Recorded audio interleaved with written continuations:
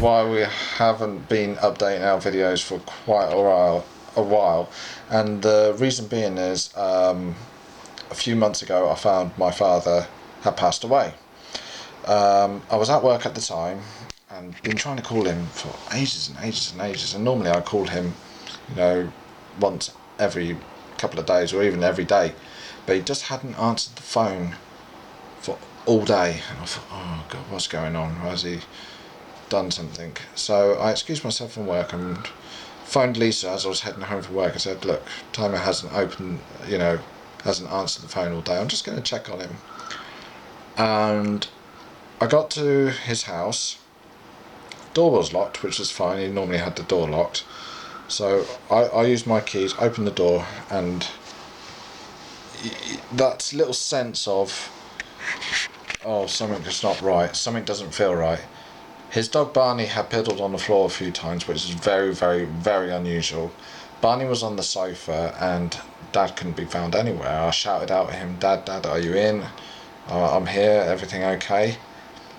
Couldn't see him downstairs, so I thought, oh Christ. So I ran upstairs, didn't find him in his bedroom, but I did find him in the far bedroom, collapsed.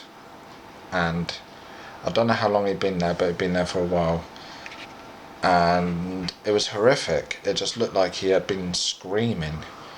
And I knew, the second I saw him, I knew he died.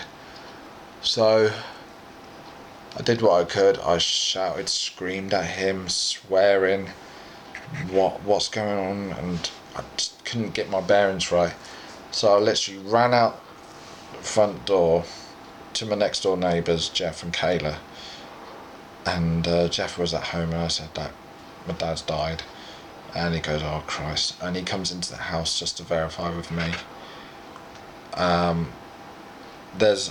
Originally when I went in there and found him, I knew he had died, but I did check his arms and check his pulse and everything like that.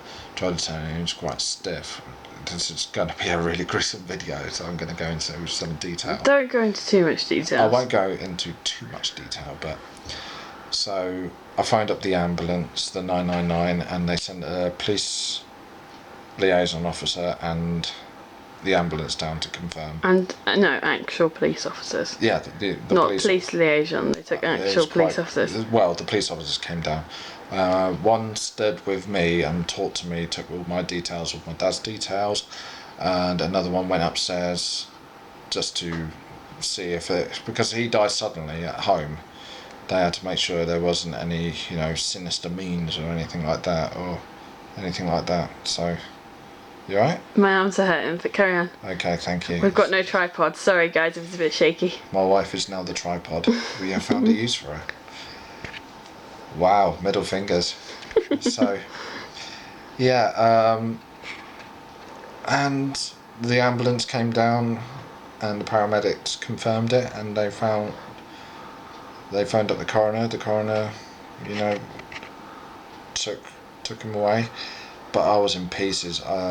Lisa came down with her family, managed to get someone to look after the kids, and I was in pieces. I was smoking and really, really and I was in tears, but at the same time I was so angry. I was saying I should have been there for him, because my dad done everything for me, absolutely everything, and I was in pieces for a couple of days. But then it hit me. Well, yeah, obviously. But then it hit me of what I had to do. So I had to grit my teeth, dry the eyes, get to his house, sort out all his affairs, and I didn't realise how much needed to be done. And what I can take away from this experience is life insurance, cover for it, funeral care, everything like that. We needed it, because there's no way that I can let Lisa or the kids go if something happened to me, or vice versa if something happened to Lisa. And we couldn't let the kids go through anything like that. But so yeah, it's quite a horrific moment, finding your parent who raised you since you were a little baby lying on the floor looking like he was screaming. I did reassure Rob that that's what happens to your jaw when you die, and that it relaxes, all your muscles relax, and that they look like dead people look like they're screaming. However, that's not necessarily the case, and I did tell Rob this a couple of times. It didn't sink in at first, but then we had the coroner to do an autopsy on Dad, and it turned out it was his heart. And from what they told me, it was very quick, and he was gone before he hit the floor. That's the only. He would have passed out before. Yeah. Before any pain, he felt any pain. So we take that as that he went peacefully. It's a bit of comfort. It is a bit of comfort, and it still haunts me to this day. And it happened in May.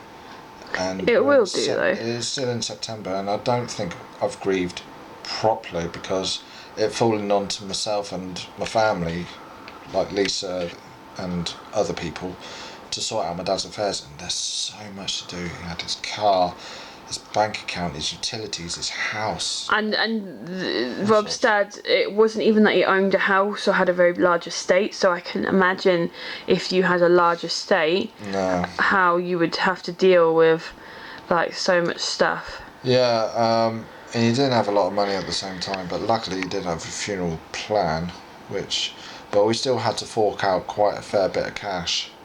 Yeah, but like close to £800-900. Yeah, but you know. Yeah, God, I miss him, man. I really do. I miss him so much. I regret that you couldn't have spent more time with Willow and Dylan. Yeah. My dad suffered from Parkinson's disease, and he had heart trouble and all sorts. He had so many different disorders running with him, and he was afraid that he would frighten Willow and Dylan with his Parkinson's, because a real, symptom of Parkinson's disease is, tremors, shakes, and he had it pretty bad. And the following months prior to his death, his mobility was quite limited. And it's hard to see your father go from very sprightly sort of man who was very, very independent. He was fiercely independent, constantly doing things like, he taught me computers, cars, he taught me how to be a father to my kids as well. He gave me advice, loads of advice, and you can smile as much as you want on this. He adored his grandkids, but he didn't have the the faculties to show this adoration really, and that hurt him. It hurt him a lot. But he stuck his guns, and I bless, and I'll never forget him. Never. He got what he wanted though. David, Rob's dad, never wanted to die in a hospital. He always said he only wanted to go out of his house in a box. Yeah. That was the way he wanted to go. He didn't technically go out with a box. He had a blanket over him. But you don't need to say that.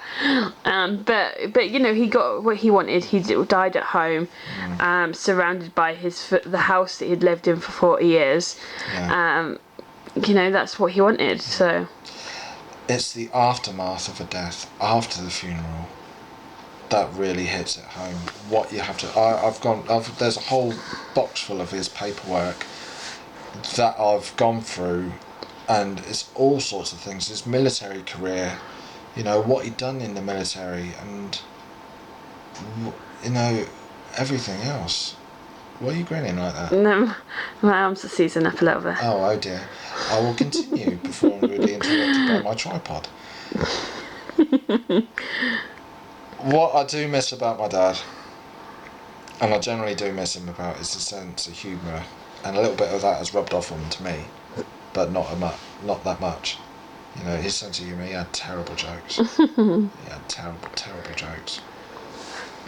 All sorts. And I don't think you ever imagine that you're going to be planning a funeral. Rob's age is nearly 36 and I'm 26, so like our youngish age, you never think that you're going to be organising a funeral at this age. No. And it's not something you've imagined you would be doing for a long time. Yeah. But then obviously Rob's dad was, he was in his 70s, he had a good life, and he, I'm still still a little bit torn up that I couldn't spend as much time as I could with him, what with work, my family, everything like that. I tried my best to be around there as much as possible to help him, but he was so stubborn that he would never ask for help.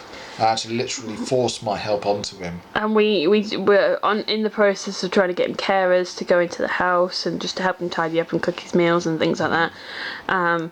You know, but I have no doubt that Rob has done as much as he could have done with his physically done, because it's just Rob didn't have the time. Yeah. Rob works a 40-hour week, probably closer to 50 hours with his commute at his new job.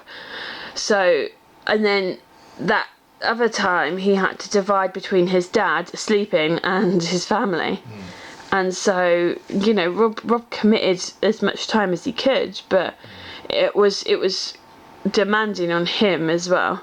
But obviously, that's your dad, you do anything for him. But we were trying to get him some other help from an outside agency, but it just never came to be. I didn't want to go against my dad's wishes as well. Yeah. But what he did swear to me, and he said, you must do this, is we talked about it, because death wasn't a morbid subject or, you know, taboo subject when I lived with my dad. Death wasn't, because, you know, he had pretty close calls, you know, with heart attacks and things like that when we thought, we were going to lose him. So he swore to me that at his funeral that I could pick any songs I want except for one. At the first time as we were walking in, I chose Bohemian Rhapsody by Queen, because he loved Queen. The second part is we had Meatloaf, Real Dead Ringing for Love, which was I didn't realise how long that song went on for. I was just sitting there listening to this song thinking, shit, this is really awkward. And that reminded me actually of our wedding day, because we were doing our first dance and everyone was looking at us, and we were thinking, crap, how long is this song? Like, we were getting tired. To be fair, I was carrying around like a 2-stone dress, but you know, yellow. The battery's gonna die. The battery's flashing. Okay, I'll wrap this up. And the end song was, with his sense of humour, was Chuck Berry, My Ding-a-ling. From what I can take away from this video is, Dad, if you've got YouTube up there, if there is a heaven or whatever, if you've got YouTube up there and you're reading this, watching this, I love you, man. I'll never ever forgive you. Forgive you? Forgive me. No, forget you. I'll never forgive you for dying. Giving you a heart attack in the brain. You know, and making me find you that way. Git. You had the last laugh. But I'll never forget him. Sorry, I'm sure we can edit that. And I love you, man, and I miss you so much. Bless. That's really cute. Thanks for watching, guys. So this is a little bit of explanation of what we've been dealing with the last couple of months and why we've not been about. I kind of alluded to it in my update, but here you go. So thanks for watching, and we'll catch up with you later. Bye. Bye.